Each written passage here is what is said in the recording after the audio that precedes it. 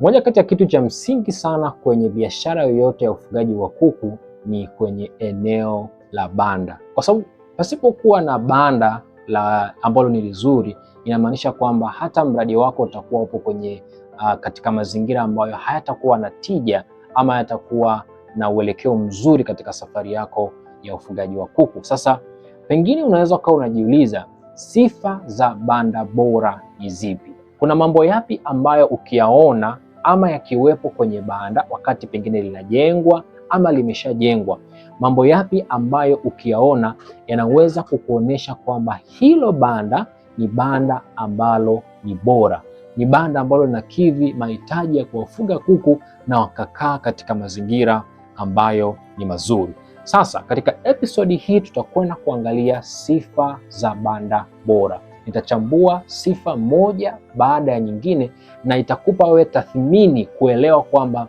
kutokana na aina ya banda ambalo umelijenga, je, upo kwenye kundi lipi? Ni mfugaji ambaye una banda bora ama ni mfugaji ambaye hauna banda bora? Karibisha rafiki yako, mwambie tumeanza. Sasa kuna mtu anaweza kaa anajiuliza kwamba kwa nini banda linatakiwa kuwa bora? Kuna uhusiano upi wa banda bora na ukuaji wa kuku ama ufanisi wa mradi? Katika uhalisia ni kwamba kama banda litashindwa kuwa vizuri, inamaanisha kwamba utakuwa umetengeneza mazingira mabaya ya kuku wako kuweza kukua. Kuna aina ya ukuaji ambayo kuku watakuwa nayo endapo tu watakuwa katika mazingira ambayo ni mazuri, na kuna aina ya ukuaji ambayo hautaweza kuiona katika ufugaji wako endapo banda lako litakuwa limekosa baadhi ya sifa. Sasa leo niko hapa kuchambua sifa moja baada ya nyingine na nitakuonesha kwa nini hiyo sifa ina uhusiano wa karibu katika ukuaji wa kuku. Sasa tuanze sifa ya kwanza ambayo inakava sifa ya banda bora. Namba moja, tunasema banda bora lina sifa ya kuruhusu mzunguko mzuri wa hewa. Sasa kwa nini tunasema linatakiwa liwe na mzunguko mzuri wa hewa? Kwa sababu magonjwa mengi, haswa magonjwa katika njia ya upumuaji ambayo huwa yanawapata kuku, haya magonjwa yanazalishwa kutokana na banda kushindwa kuwa na kiwango kizuri cha mzunguko wa hewa. Banda ambalo pengine la madirisha madogo ama limezibwa sana, inamaanisha hakuna hewa ambayo inatoka wala hakuna hewa ambayo inaingia kwa kiwango kinachotakiwa. Kwa humo ndani kwenye banda inakuwa ni kama kuku wapo kama kwenye fukuto, kwenye aina fulani ya uzito wa hewa, ambapo katika mazingira kama hayo kuku wako watakuwa wanapata magonjwa kwa njia ya hewa. Mfano mojawapo wa magonjwa hayo ni magonjwa ya mafua. Sasa kuna baadhi ya watu huwa wanalalamika sana, baadhi ya wafugaji wanalalamika, wanasema kwamba kuku wao ama katika miradi yao ugonjwa wa mafua haujawahi kuacha, kwenye kila batch huo ugonjwa unakuwepo. Leo nikutake, hebu kaangalie kama kweli banda lako lina madirisha makubwa na kama kweli linaingiza hewa ya kutosha. Na ni rahisi tu hata kwa wewe kuweza kupima. Unapokuwa umeingia kwenye banda lako, angalia wewe mwenyewe unavuta hewa kwa uzuri kiasi gani.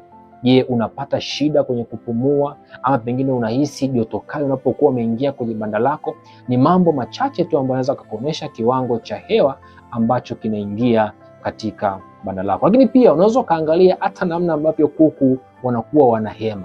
Unapoona kuku wako wanafungua mdomo sana wakati wa kuhema, ni dalili kwamba katika hilo eneo banda lako linakuwa na hewa kidogo. Kwa hiyo kuku ni kama unatafuta njia mbadala za kuweza kupumua.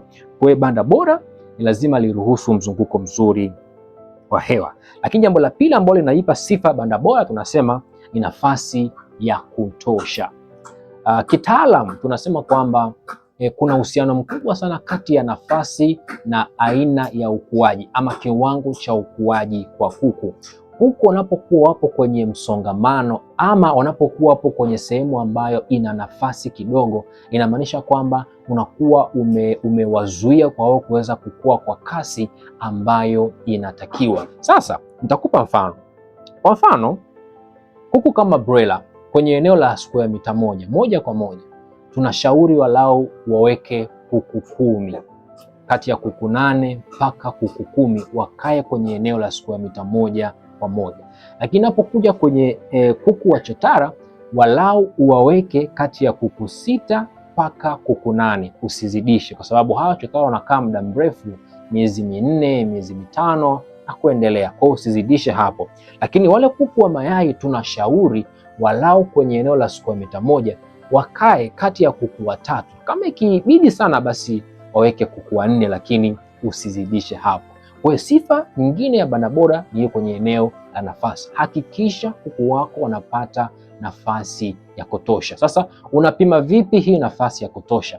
Angalia unapoingia kwenye banda lako, kuku wako wanapata uhuru kiasi gani, pengine wa kucheza, wa kutembea, wa kuruka. Kuna baadhi ya mabanda ya wafugaji huwa nimekuwa nikiingia, unakuta kuku wamesongamana, hata ukiwashtua ama ukiwafukuza kuku wanakuwa ni wanapigana vikumbo, tunasema wanashindwa kutembea vizuri. Kwa sababu gani? Kwa sababu wamebanana sana kwenye eneo moja.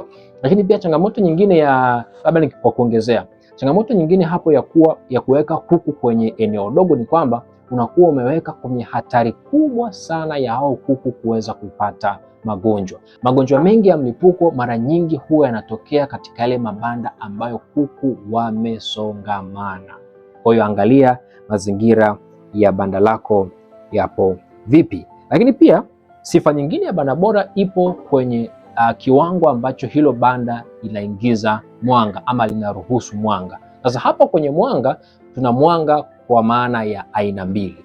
Kuna wale watu wengine ambao wenyewe katika namna ambavyo wameposition banda lao ama wameweka banda lao ni kama wamelipa jua mgongo, na ndivyo inavyoshauriwa.